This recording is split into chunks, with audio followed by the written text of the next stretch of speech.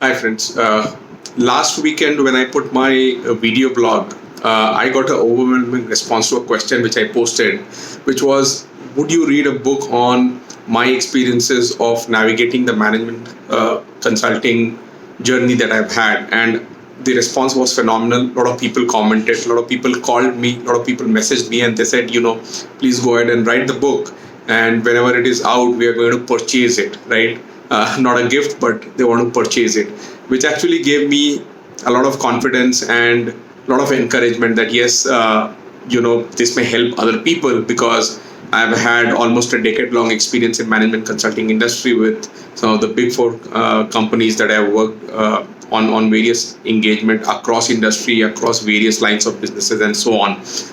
With experience around team management, team building, building the market, and the entire consulting life cycle, which started from building relationship to selling to delivery to closure and even to collection of cash, right? So it has been a phenomenal journey, and I thought I'll brand this a little bit and call it as my consulting stories. So every weekend I'm going to try and put something out here so that you get snippet of my experience, and as we keep building on this, perhaps I'll start writing a few pages as well, and hopefully it will culminate into a book sometime in the near future. So let me talk about a very short one today, right? And a very interesting one. In fact, this was a particular case where I have been working on the proposal for the particular project.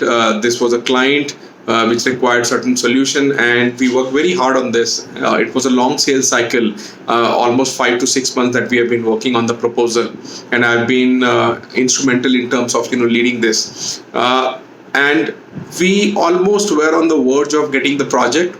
There were several rounds of presentation. Of course, there was competition, and we very much knew who the competition were. In fact, there were times when we met the competition in the client office because the meetings were back to back, and it was towards the fag end where we were expecting closure on the final decision that who is going to get the project. That day, we went to the client office. We were asked to wait at the reception area, and we saw our competitor also waiting there, right? So they went ahead, we kept waiting, we kept discussing our strategy and so on, while they went ahead and they made their presentation, and they came out with an impression which kind of startled me a little bit. The senior most person actually shook hand with all of us. It's the same industry, same fraternity, right? So it's all good. And he shook hands, and then he said, we know that this project is something that you guys are going to win, but all the best, and good that we didn't win this project. We heard about it and we didn't say anything. We went into our presentation with full steam, made a good presentation, and then we returned back to our office, and then we were discussing why he said something like that, right? We didn't get that point at that point of time. They were the incumbent vendor into the client office, and they knew the client better than us, right? They knew the people in the organization. And when we started, in fact, we won the project, right? And he predicted it right. We won the project and we started working. We found there were certain elements, that we weren't aware in terms of how to work with that customer, in terms of, their methods, their mechanism, and their expectation level, the softer aspect, so to say, because we were new in that space, in the client space, and there were difficult people to navigate, right? And perhaps that is what he indicated at that point of time, that welcome to the project, but you are going to find it difficult to execute.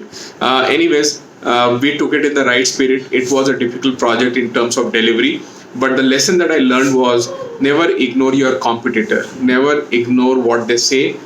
Please hear it carefully. Please try to understand what is the meaning of it, and then see how you can mitigate your risk, right? Sometimes people give you small tips here and there.